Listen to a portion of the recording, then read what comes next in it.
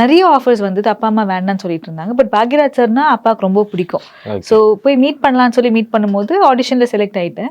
அப்படி ஸ்டார்ட் ஆச்சு. பட் அப்புறமா அப்பா சொன்னார் மீட் பண்ணிட்டோம் போதும், இதுக்கப்புறம் வேண்டாம் அப்படின்ற மாதிரி சொன்னார்.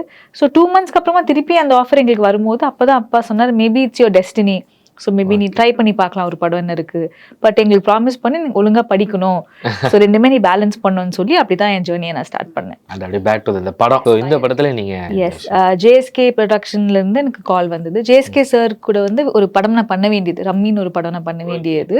ஸோ ஐஸ்வர்யா ராஜேஷ் படத்தில் நான் பண்ண வேண்டியது. பட் அப்போ வந்து டேட்ஸ் இஷ்யூனால கொடுத்த அட்வான்ஸை திருப்பி ரொம்ப இக்கட்டான ஒரு சூழ்நிலை. நான் தெலுங்கு படத்திலோட டேட்ஸ் அது கொடுக்க முடியலனால, ஸோ அதுக்காக நான் பண்ண முடியல. அண்ட் துர்கா மாதிரி நிறைய பேர் வந்து சொசைட்டியில் இருக்காங்க.